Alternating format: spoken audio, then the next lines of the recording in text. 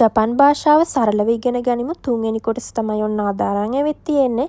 අද ඉගෙන ගන්නේ දෝෂි. එහෙමත් නැත්නම් ක්‍රියාපද. ඉතින් ක්‍රියාපදයක් කියන්නේ කෙනෙක් කරන දෙයක් ක්‍රියාවක් පෙන්වන වචනවලට. ඉතින් අපි බලමු ජපන් භාෂාවේ ක්‍රියාපද ස්වරූප මොනවද කියලා. ඉතින් මෙතනදී මස් ෆෝම් එක, ඒ වගේම ඩික්ෂනරි ෆෝම් එක, තේ ෆෝම් එක, ඒ වගේම නෙගටිව් ෆෝම් එක තියෙනවා.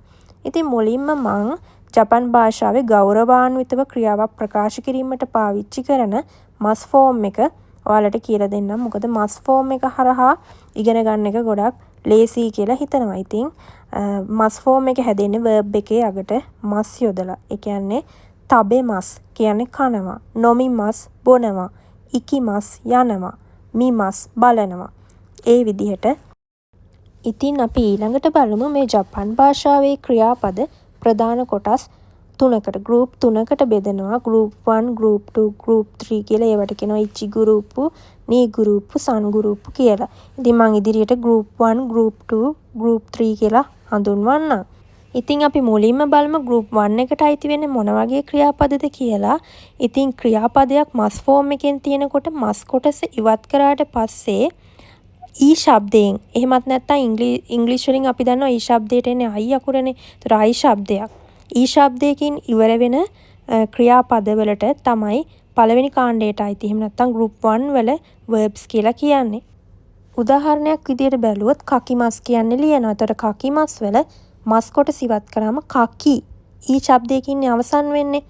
එතකොට ඉංග්‍රීසි අයි තියෙන්නේ. එතකොට ඊ ශබ්දයකින් අවසන් වෙන නිසා එතකොට ඒ ක්‍රියාපදය අයිති වෙන්නේ පළවෙනි කාණ්ඩයට. එහෙමත් නැත්නම් ගෲප් 1 එකට. ඊළඟට නොමිමස් වලත් මස් අයින් කරාම නොමි මි ඊ ශබ්දයකින් ඉවර වෙන්නේ. ඊළඟට යොමිමස් මි ඊ ශබ්දයකින් ඉවර වෙන්නේ. එහෙනම් ඒ ක්‍රියාපද පළවෙනි කාණ්ඩයට. එහෙමත් නැත්නම් ගෲප් 1 එකට අයිති ක්‍රියාපද.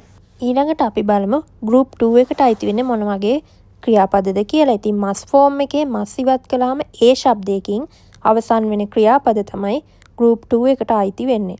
ඉංග්‍රීසි වලින් ගත්තොත් ඒ ශබ්දයට ලියන ඊ අකුරනේ. එතකොට ඊ සවුන්ඩ් කියලා ඉංග්‍රීසි වලින් අපිට කියන්න පුළුවන්.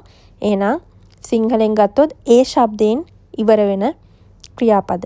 ඒ කියන්නේ තබෙමස් වල මස් ඉවත් කරාම තබේ ඒ ශබ්දයකින් ඉවර වෙන්නේ. එහෙනම් දෙවෙනි ගෲප් එකට, ගෲප් 2 එකට තමයි අයිති වෙන්නේ. ඒ විදිහටම නෙමස් වල මස් අයින් කරාම නේ ඒ ශබ්දයකින් ඉවර වෙන්නේ. ඊළඟට දෙමස් වල මස් අයින් කරාම දේ ඒ ශබ්දයකින් ඉවර වෙන්නේ. එහෙනම් දෙවෙනි කාණ්ඩයට ගෲප් 2 එකට තමයි අයිති වෙන්නේ. ඊළඟට අපි බලමු ගෲප් 3 එකේ verbs. ඉතින් ජපන් භාෂාවේ ක්‍රියාපද දෙකක් මේකට අයිති වෙනවා. එකක් තමයි shimas, අනිත් එක kimas. shimas කියන්නේ කරනවා, kimas කියන්නේ එනවා. ඉතින් මේ shimas kimas පද අගට යෙදිලා හැදෙන ක්‍රියාපද තියෙනවා. ඒ ක්‍රියාපදත් අයිති වෙන්නේ තුන්වෙනි කාණ්ඩයට. අපි ඉදිරියේදී ඒව කතා කරමු. ඊළඟට අපි බලමු ගෲප් 1 එකේ verbs ටිකක්. එහෙමත් නැත්නම් පළවෙනි කාණ්ඩයේ ක්‍රියාපද ටිකක්. ඉතින් පළවෙනි එක කකිමස් ලියනවා, කිකිමස් අහනවා, ඉකිමස් යනවා, හතරකිමස් වැඩ කරනවා, ඔයොගිමස් පීනනවා, ඊළඟට ඉසොගිමස් ඉක්මන් කරනවා.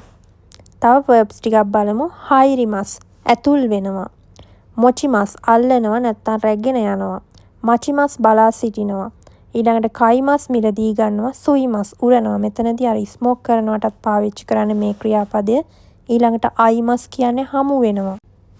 ඊළඟට නොමිමස් කියන්නේ බොනවා, යොමිමස් කියන්නේ කියවනවා, පොතක් කියවනවා වගේ. එතකොට යසුමිමස් කියන්නේ විවේක ගන්නවා, අසොබිමස් සෙල්ලම් කරනවා, යොබිමස් කතා කරනවා, එහෙම නැත්නම් කැඳවනවා, තොරිමස් කියන්නේ ගන්නවා.